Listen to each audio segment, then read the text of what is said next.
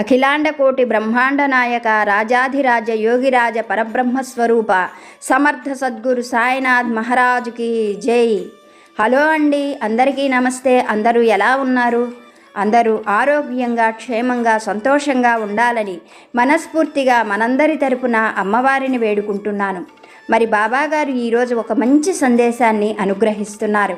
ప్రతినిత్యము బాబాగారి అనుగ్రహంతో ఎన్నో మంచి మంచి విషయాలను కథల రూపంలో తెలుసుకుంటున్నాము. నేను చెబుతున్నటువంటి ఈ చక్కని సందేశాన్ని ఆదరిస్తున్న ప్రతి ఒక్క సాయి బంధువుకి పేరు పేరున నా హృదయపూర్వక ధన్యవాదాలు. మీరు కోరేటువంటి ప్రతి కోరిక ఆ బాబాగారికి తెలుసు. ఏ సమయంలో ఎలా తీర్చాలో కూడా ఆ సాయి సద్గురువులకు తెలుసు. ఎంతోమంది వారు కోరినటువంటి కోరికలు తీరుతున్నాయి అని చక్కగా కామెంట్స్ రూపంలో తెలియజేస్తున్న ప్రతి ఒక్క సాయి బంధువుకి మరొక్కసారి హృదయపూర్వక ధన్యవాదాలు.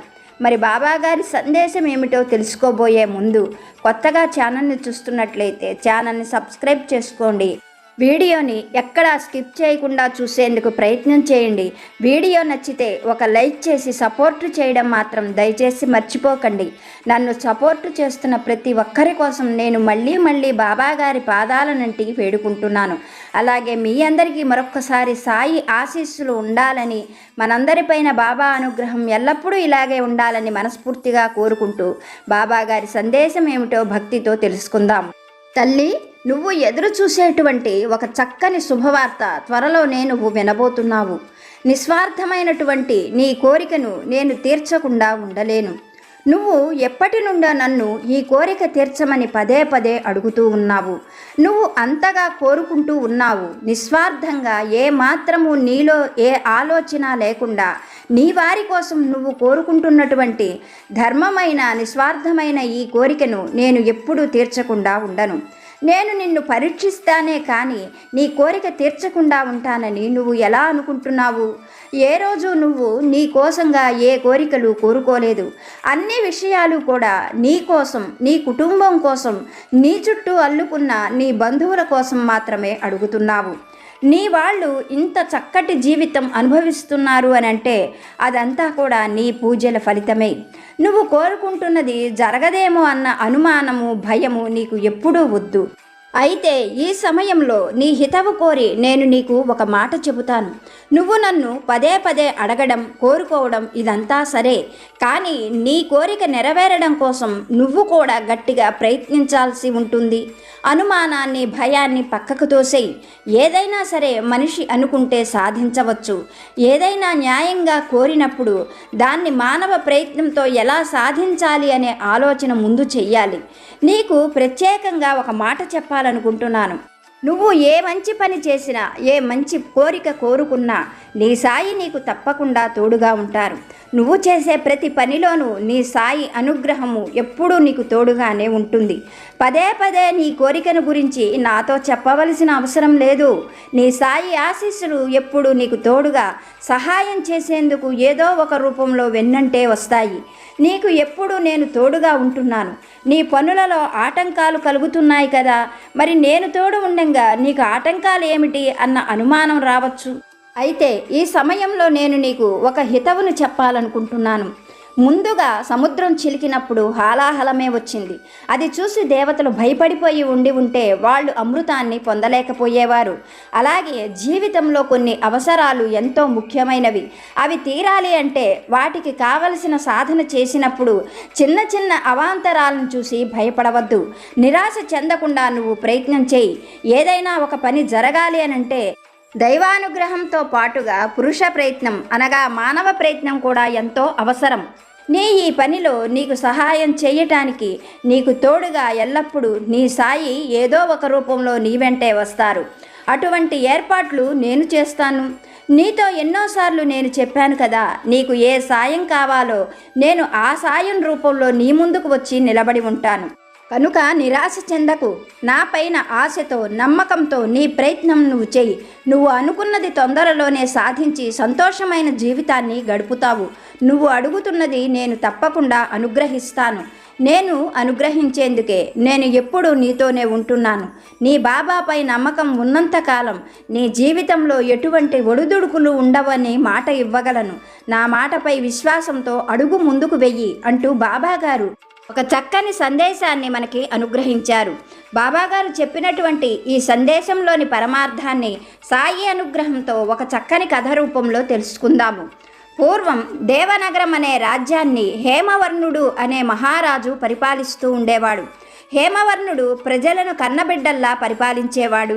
హేమవర్ణుడికి యుద్ధం అంటే ఏమాత్రము కూడా నచ్చేది కాదు. హేమవర్ణుడు నీతి న్యాయంగా పరిపాలిస్తూ ఉండడంతో ఆ రాజ్యంలోని ప్రజలందరూ కూడా ఎంతో సుఖ సంతోషాలతో ధర్మబద్ధమైన జీవితాన్ని గడుపుతూ ఉండేవారు. అయితే హేమవర్ణుని జీవితం మాత్రం అనుకున్నంత ఆనందంగా ఎప్పుడూ గడిచింది లేదు. హేమవర్ణునికి ఊహ తెలియక ముందే చాలా చిన్న వయసులోనే తల్లి చనిపోయింది. తల్లి రూపురేఖలు ఎలా ఉంటాయో కూడా హేమవర్ణునికి సరిగ్గా తెలియదు. ఆ తరువాత తండ్రి మరొక వివాహం చేసుకోకుండా తల్లి తండ్రి అన్నీ తానే పూర్తిగా మారి హేమవర్ణుణ్ణి ఎంతో ప్రేమగా పెంచాడు. హేమవర్ణుడి తండ్రి వీరసింహుడు. అతను పేరుకు తగినటువంటి వాడు. తన రాజ్యాన్ని బాగా విస్తరించాలి అనేటువంటి ఆలోచనతో వీరసింహుడు ఎప్పుడూ కూడా యుద్ధాలకు ముందుగా వెళ్ళేవాడు. అలా యుద్ధం అంటే ఆసక్తిగా వెళ్ళినటువంటి వీరసింహుడు ఒక యుద్ధంలో బాగా గాయపడ్డాడు. అలా ఆ గాయాలతోనే ఎంతో కాలం బాధపడుతూ వీరమరణం పొందాడు వీరసింహుడు. అటు తరువాత తండ్రి కూడా లేకపోవడంతో హేమవర్ణుడు తన బంధువుల వద్దనే పెరిగి పెద్దవాడయ్యాడు. అతనికి 16 ఏళ్ల వయస్సు వచ్చేసరికే అతని బంధువులందరూ కూడా ఎంతో మంచి హృదయంతో అంత విశాలమైన రాజ్యానికి హేమవర్ణుణ్ణి మహారాజును చేశారు. ఆనాటి నుండి కూడా హేమవర్ణుడు తన ప్రజల పట్ల ఎంతో దయాదాక్షిణ్యాలు కలిగి తన తండ్రిలాగా ఎవరూ కూడా ఇబ్బందులు పడకూడదు అని ఆలోచించి ఎక్కడా కూడా యుద్ధము అనే మాట లేకుండా అందరినీ కూడా మంచి మాటలతో సామంతులుగా మార్చుకున్నాడు. తప్పనిసరి అయితే తప్ప యుద్ధం ప్రస్తావన తీసుకొని వచ్చేవాడు కాదు హేమవర్ణుడు. ఇలా మహారాజైన హేమవర్ణుడు చిన్నతనంలోనే ఎన్నో కష్ట నష్టాలు చవిచూశాడు. పెద్దవాడైన తరువాత మహారాజుగా మారాక ప్రజలకు అటువంటి కష్టాలేవి రాకూడదు అని తనకు చేతనైనట్లుగా చక్కని తెలివితేటలతో అవతల వారిని ఆకట్టుకునే మంచి మాటలతో ప్రజలందరినీ కూడా ఏకతాటిపై నడిపిస్తూ నీతిగా న్యాయంగా రాజ్యపాలన చేస్తున్నాడు. ఇలా కాలం జరుగుతూ ఉండగా హేమవర్ణుడు యుక్త వయస్సు వాడు అయ్యాడు. వారి దగ్గర బంధువుల అమ్మాయి అయినటువంటి రత్నప్రభ అనే యువరాణిని హేమవర్ణుడు ఎంతో ఇష్టంగా ప్రేమించి మరీ వివాహం చేసుకున్నాడు. రత్నప్రభ హేమవర్ణులు ఇద్దరూ కూడా చూసేందుకు ఎంతో చక్కని జంట అని రాజ్యంలోని వారందరూ ఘనంగా చెప్పుకునేవారు. సంతోషమైన జీవితంలోకి అడుగుపెట్టాడు హేమవర్ణుడు. తన భార్య రత్నప్రభతో ఆనందంగా కాలం గడుపుతూ ఉన్నాడు. కానీ ఎంతకాలం గడిచినా హేమవర్ణుడికి సంతానం కలగలేదు. ఇలా సంతానం కలగకపోవడంతో ఆ రాజదంపతులు ఎంతో దిగులు చెందేవారు. ముఖ్యంగా రత్నప్రభ ఎలాగైనా సరే ఒక్క బిడ్డనైనా కనాలి అని ఎన్నో ప్రయత్నాలు చేసింది. ఎన్నో పూజలు చేసింది. వ్రతాలు నోములు ఎవరు ఏం చెప్పినా చేసేది. ఎవరు ఏ మందులు ఇచ్చినా వాడేది. ఇలా ఉండగా రత్నప్రభ ప్రయత్నం ఫలించి భగవంతుడి అనుగ్రహంతో రత్నప్రభకు ఒక మగపిల్లవాడు కలిగాడు. రాజదంపతుల ఆనందానికి అంతులేదు. ఆ పిల్లవాడికి నిశ్చలుడు అని పేరు పెట్టి అపురూపంగా పెంచుకుంటున్నారు. అయితే రత్నప్రభ ఎన్నో ఉపవాసాలతో విపరీతంగా మందులు వాడి ఉండడం వల్ల అనారోగ్యంతో ఆమె ఆరోగ్యం పూర్తిగా క్షీణించిపోయి ఆ పిల్లవాడికి 6 మాసాలు కూడా పూర్తి కాకుండానే రత్నప్రభ కూడా కాలధర్మం చెందింది. అలా ఎంతో ప్రేమగా చూసుకునేటువంటి భార్య చనిపోవడంతో హేమవర్ణుడి మనస్సులో నిలవలేదు. ఆ తరువాత మంత్రులు, స్నేహితులు, బంధువులు ఎవరు ఎంత చెప్పినా కానీ మహారాజు మళ్ళీ వివాహం ఆలోచన మాత్రం చెయ్యలేదు. ఒక్కగానొక్క కుమారుడు యువరాజైనటువంటి నిశ్చలుణ్ణి ఎంతో ప్రేమగా పెంచేవాడు. తల్లి లేదు అనే లోటు అతనికి తెలియకుండా అన్నీ తానై పెంచాడు. ఇలా పిల్లవాడు పెరుగుతూ ఉంటే హేమవర్ణుడి ఆనందం అంతూ లేకుండా ఉంది. ఎందుకంటే నిశ్చలుడు తండ్రికి తగ్గ కొడుకు. తండ్రి అంటే నిశ్చలుడికి విపరీతమైన ప్రేమ, అభిమానం. ఒక్క క్షణమైన తండ్రిని చూడకుండా ఉండలేకపోయేవాడు నిశ్చలుడు. కుమారుడి ప్రేమ చూసి హేమవర్ణుడు కూడా ఎంతగానో పొంగిపోతూ భగవంతుడు తనకు అన్నీ దూరం చేసినా అవన్నీ కూడా కుమారుడి రూపంలో తిరిగి ఇచ్చాడని సంతోషించేవాడు. ఇలా మహారాజు జీవితం ఎంతో సంతోషంగా గడిచిపోతున్నది.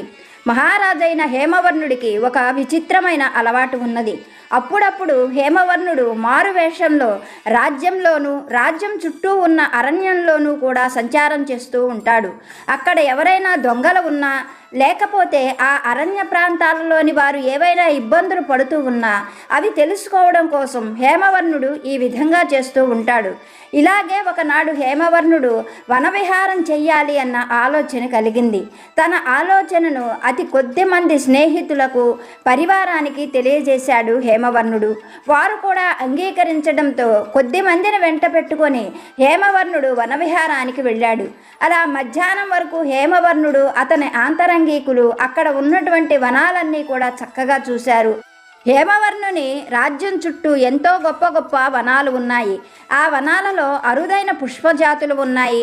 ఆ వనాల చుట్టూ ఎత్తైన పర్వతాలు, గొప్ప సెలయేళ్లు ఉండడం వల్ల ఆ రాజ్యం ఎప్పుడూ కూడా పచ్చగా కళకళలాడుతూ ఎంతో వైభోగంగా ఉండేది. ఆ వనాలలో విహరించడం అంటే హేమవర్ణుడికి అతని కుమారుడైన నిశ్చలుడికి కూడా ఎంతో ఇష్టం. ఎంతోమంది దేశ విదేశాల నుండి ఆ వనాలలో ఉన్న విలువైన వనమూలికలను సేకరించుకొని వెళ్ళడానికి కూడా వస్తూ ఉంటారు. అలా హేమవర్ణుడు మధ్యాహ్నం వరకు ఆ వనాలలోనే విహరిస్తూ ఉన్నాడు.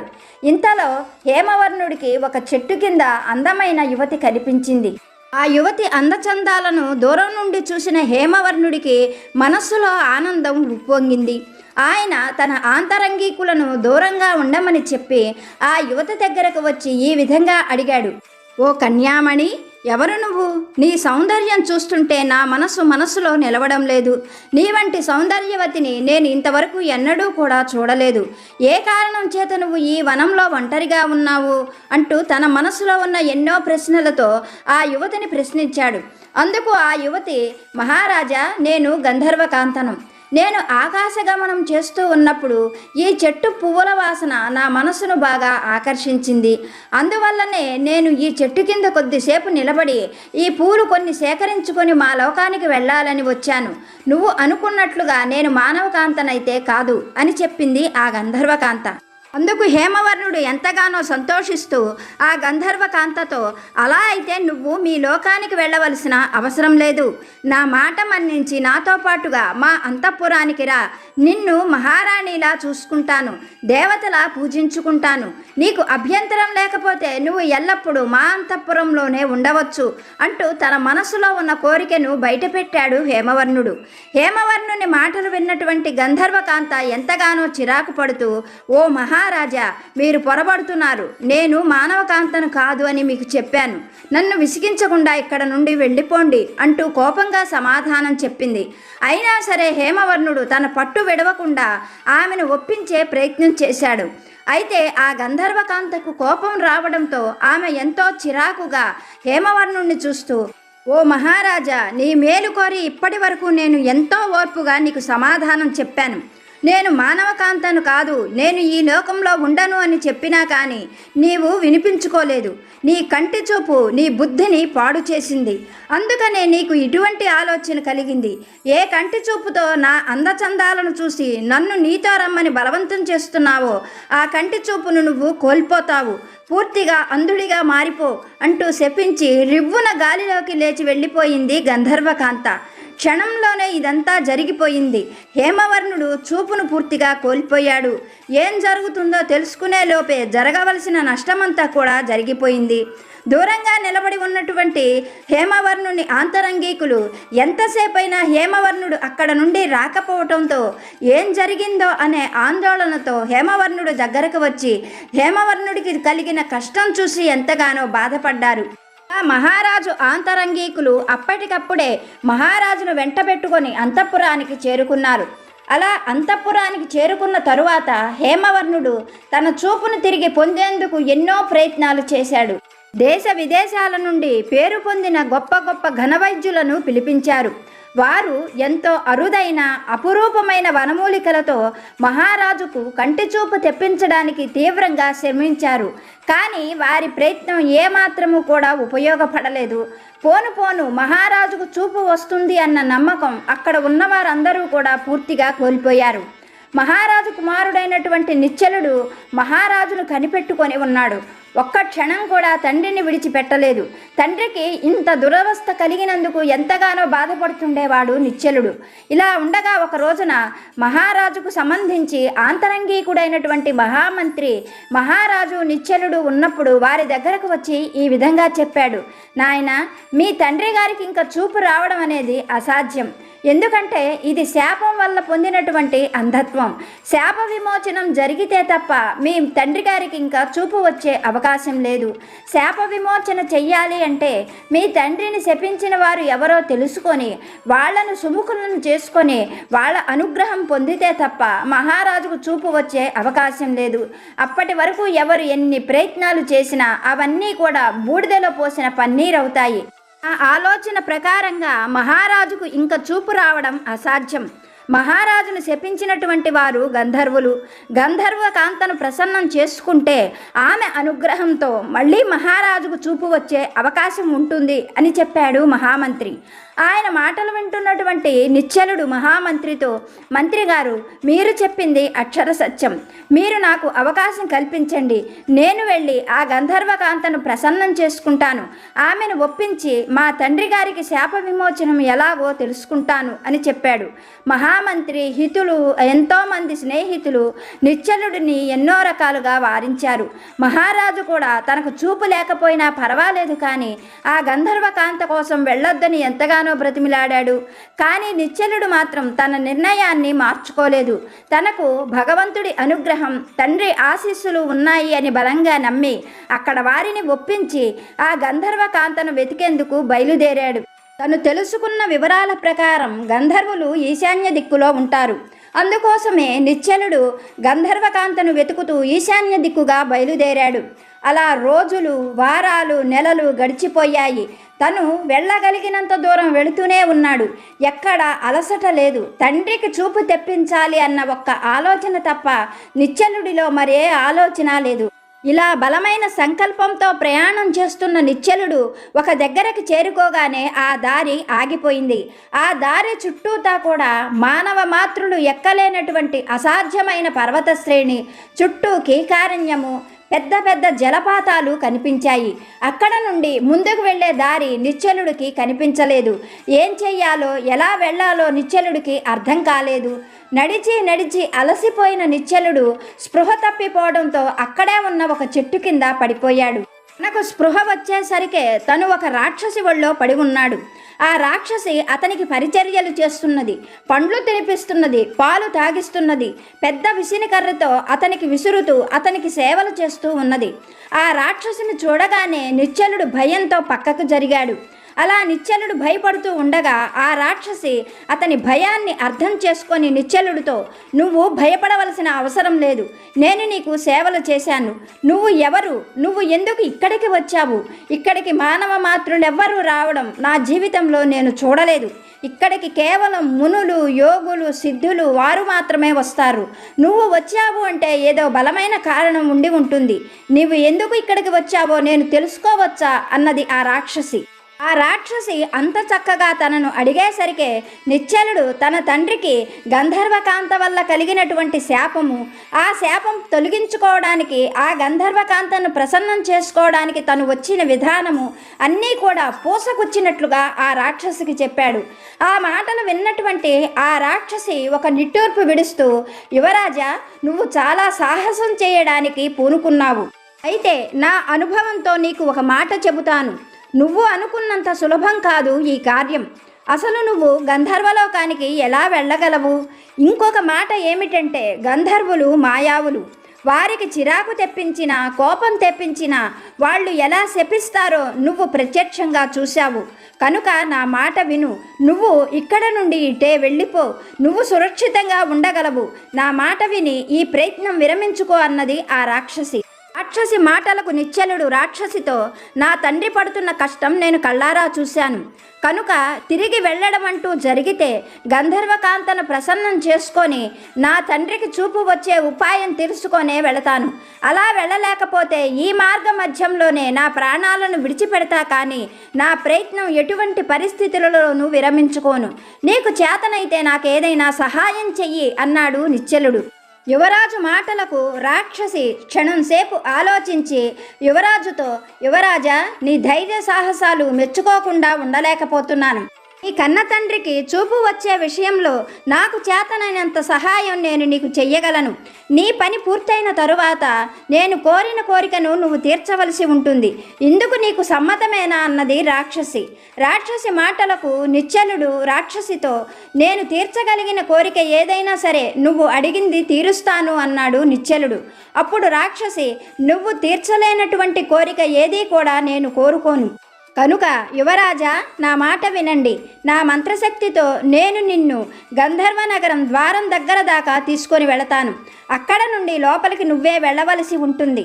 లోపల ఉండేటువంటి గంధర్వులతో జాగ్రత్తగా ప్రవర్తించి అక్కడ నీకు కావలసిన పనులన్నీ పూర్తి చేసుకొని నువ్వు వెలుపలికి వస్తే తిరిగి నేను నిన్ను మళ్ళీ నీ నగరానికి చేరుస్తాను.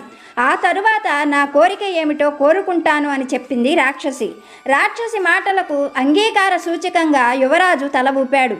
అప్పుడు రాక్షసి యువరాజును కళ్ళు మూసుకోమని చెప్పి క్షణంలోనే యువరాజును గంధర్వ నగరం ద్వారం దగ్గర విడిచిపెట్టింది. కళ్ళు తెరిచిన యువరాజు ఎదురుగా ఉన్న ఆ మహానగర ద్వారం చూస్తూ ఎంతగానో ఆశ్చర్యపోయాడు. ఎక్కడో పురాణ గ్రంథాల్లో చదువుకున్నది కలలో కనీసం తను ఊహించనటువంటి ఆ నగర ద్వారాన్ని చూసి ఎంతగానో ఆశ్చర్యపడుతున్న యువరాజును చూసి ఆ రాక్షసి, యువరాజా, నువ్వు లోపలికి వెళ్ళి ఆ గంధర్వ కాంతను ప్రసన్నం చేసుకొని తొందరగా బయటకు రా. నువ్వు వచ్చే వరకు ఇక్కడే నేను నీ కోసం ఎదురు చూస్తూ ఉంటాను అని చెప్పి అక్కడే ఉన్న ఒక మబ్బు తిన్నెపై కూర్చుంది రాక్షసి. అప్పటికప్పుడే యువరాజు ఆ గంధర్వ నగరంలోకి ప్రవేశించాడు. లోపలికి ప్రవేశించిన యువరాజును చూసిన అక్కడ ఉన్న కొంతమంది గంధర్వకాంతలు, ఎవరి మానవ మాత్రుడు, ఎలా లోపలికి రాగలిగాడు? ఇతను గొప్ప యోగ్య, సాధువా, గొప్ప మంత్రగాడా? చూసేందుకు అచ్చంగా మన్మధుడి రూపంతో ఉన్నాడు. ఎవరి మానవ మాత్రుడు అనుకుంటూ గబగబా ఆ గంధర్వకాంతలు నిశ్చలుడి వద్దకు చేరుకున్నారు. నిశ్చలుడిని ఎన్నో ప్రశ్నలు వేశారు. అప్పుడు నిశ్చలుడు వారందరికీ ఎంతో వినయంగా నమస్కరిస్తూ, తల్లులారా, నా పేరు నిశ్చలుడు. నేను యువరాజును. మా తండ్రి గారు మీ గంధర్వకాంత వల్ల కంటి చూపును పోగొట్టుకున్నారు. ఇటీవల కాలంలో భూలోకానికి వచ్చినటువంటి ఆ గంధర్వకాంత ఎవరో నాకు తెలియదు. ఆమెను ప్రసన్నం చేసుకొని మా తండ్రికి శాప విమోచనం ఏమిటో తెలుసుకోవాలని ఎంతో కృషితో ఆశతో ఇక్కడి వరకు వచ్చాను. దయచేసి ఆ గంధర్వకాంత ఎవరో నాకు తెలియజేసి పుణ్యం కట్టుకోండి అన్నాడు నిశ్చలుడు. నిశ్చలుడి మాటలకు వినయ విధేయతలకు ఆ గంధర్వకాంతలు ఎంతగానో సంతోషించారు. వారు యువరాజుతో, యువరాజా, కొద్ది కాలం క్రితం మా గంధర్వ యువరాణి స్వర్ణమాల భూలోకానికి వనవిహారానికి వచ్చింది. ఆమె మీ తండ్రిని శపించి ఉంటుంది. మేము నిన్ను ఆమె దగ్గరకు తీసుకొని వెళతాం. ఆమెను ప్రసన్నం చేసుకో.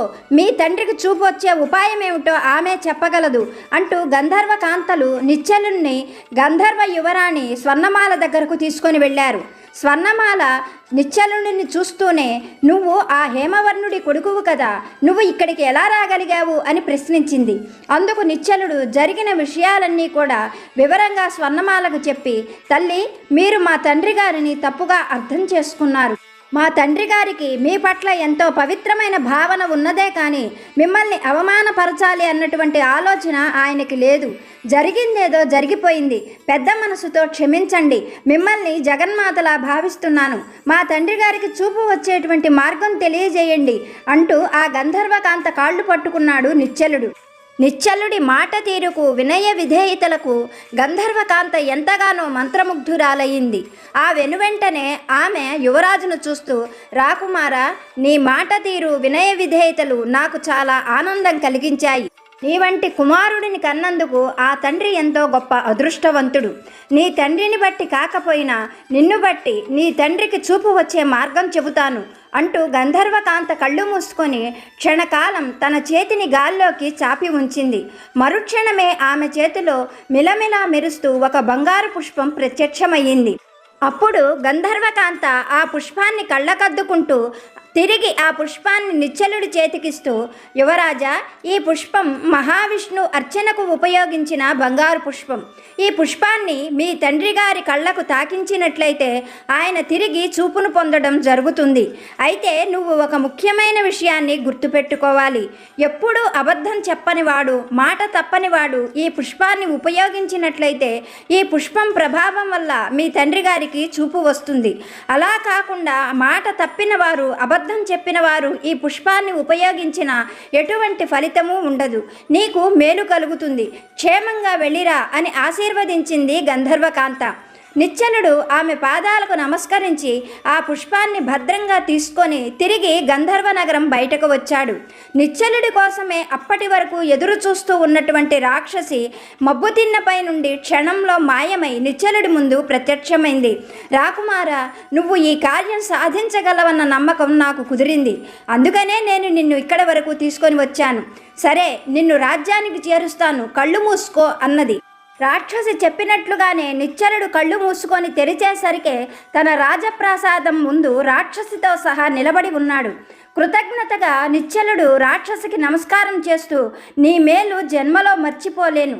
నువ్వు లేకపోతే ఇంత కఠినమైన ఈ కార్యాన్ని నేను సాధించలేకపోయేవాడిని. జన్మజన్మల నీకు రుణపడి ఉంటాను అన్నాడు నిశ్చలుడు. అతడి మాటలకు సంతృప్తిగా నవ్వుకుంటూ రాక్షసి, రాకుమారా, నేను అన్నట్లుగా చెయ్యవలసిన సాయాన్ని చేశాను. నువ్వు మాట ఇచ్చినట్లుగా నా కోరిక తీర్చవలసి ఉంటుంది అన్నది. అందుకు నిశ్చలుడు, నీ కోరిక ఏమిటో చెప్పు.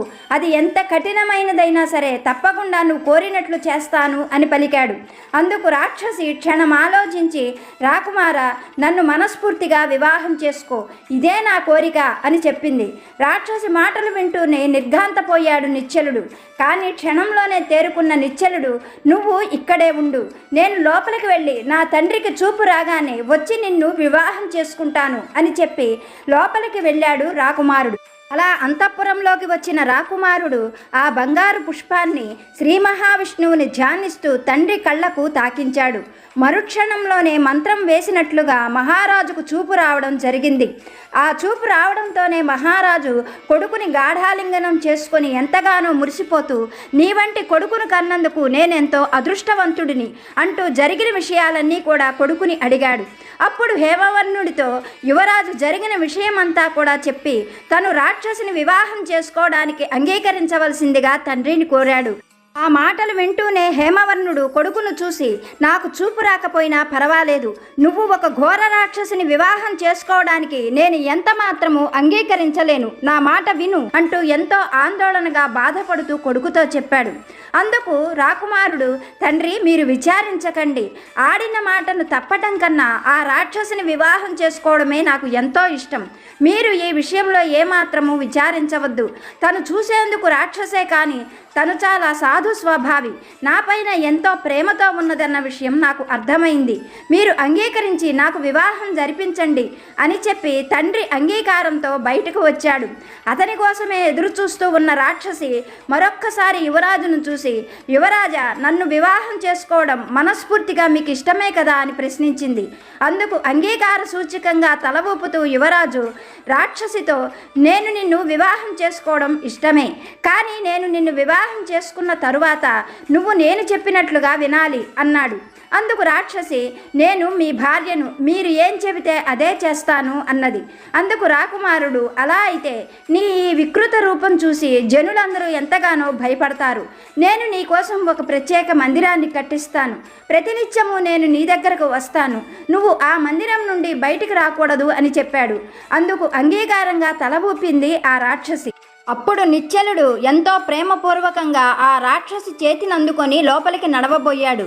క్షణంలోనే మెరుపు మెరిసినట్లుగా ఆ రాక్షసి ఒక అందమైన స్త్రీగా మారిపోయింది. ఆ ఆశ్చర్యాన్ని చూస్తూనే నిశ్చలుడు, ఏమిటి మాయ అంటూ ప్రశ్నించాడు. అందుకు ఆ సుందరి, రాకుమార, మాయా లేదు, మంత్రమూ లేదు. నేను చైత్రపురం యువరాణిని. నా పేరు స్వర్ణరేఖ. కొంతకాలం క్రితం మా రాజ్యానికి ఒక మునీశ్వరుడు వచ్చాడు. ఆయనకు శుశ్రూషలు చేసేందుకు మా తండ్రి గారు నన్ను ఆయన దగ్గర ఉండమని చెప్పారు. మా తండ్రి గారు చెప్పినట్లుగానే నేను ప్రతినిత్యము ప్రతిక్షణము ఆ మునీశ్వరునికి సేవలు చేస్తూ ఉండేదాన్ని.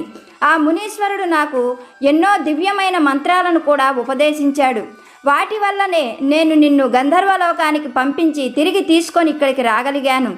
అయితే ఏం జరిగిందో ఏమో, ఆ మునీశ్వరుడు నన్ను వివాహం చేసుకుంటానని పట్టుబట్టాడు. నేను అంగీకరించకపోవడంతో కోపంగా ఆయన నన్ను రాక్షసి వైపొమ్మని శపించాడు. నేను ఎన్నో రకాలుగా బ్రతిమిలాడిన తరువాత ఎవరైనా సరే మనస్ఫూర్తిగా ఏ రాకుమారుడైనా నన్ను వివాహం చేసుకోవడానికి ఇష్టపడి నా చేతిని అందుకున్నట్లయితే నా యథారూపం నాకు వస్తుందని శాప విమోచన చెప్పాడు. ఆ రోజు నుండి ఇప్పటి వరకు నేను ఎన్నో రకాలుగా ఎంతోమంది కోసం ఎదురు చూస్తూ కూర్చున్నాను. ఇదంతా కూడా దైవలీల. ఇలా జరగడం వల్లే నువ్వు అక్కడికి వచ్చావు. నేను నిన్ను చూడగలిగాను. నీ వంటి గొప్ప వీరుణ్ణి నేను వివాహం చేసుకోగలిగాను అంటూ తన వృత్తాంతమంతా చెప్పింది స్వర్ణరేఖ. అప్పటి వరకు చూస్తూ ఉన్నటువంటి హేమవర్ణుడు ప్రజలు అందరూ కూడా తమకు ఒక గొప్ప ధైర్య సాహసాలు సౌందర్యం కలిగిన రాణి మహారాణిగా రాబోతుందని తెలిసి ఎంతగానో సంతోషించారు. ఒక శుభముహూర్తంలో హేమవర్ణుడు నిశ్చలుడికి స్వర్ణరేఖకు చక్కగా ఘనంగా వివాహం జరిపించాడు. ఆ తరువాత నిశ్చలుడు మహారాజై తండ్రికి తగిన తనయుడు అని పేరు తెచ్చుకున్నాడు. బాబాగారు మనకి చెప్పే సందేశం ఇదే. నువ్వు అడుగు వెనకకు వెయ్యవద్దు. ముందు చూపుతో అందుకోబోయే గొప్ప ఫలితం గురించి ఆలోచించు. ఇప్పుడు ఉన్న వాటిని చూసి భయపడుతూ కూర్చున్నావంటే జీవితంలో ఎప్పటికీ కూడా అనుకున్న ఫలితాన్ని నువ్వు పొందలేవు. నీ ప్రతి అడుగులో నీకు సహాయం చేయటానికి నీ బాబా నీకు తోడుగా ఉన్నారు అని బాబాగారు మంచి సందేశాన్ని అనుగ్రహించారు. వీడియో చూసిన వారందరికీ పేరు పేరున హృదయపూర్వక ధన్యవాదాలు. మరొక వీడియోతో బాబాగారి ఆశీస్సులతో మళ్ళీ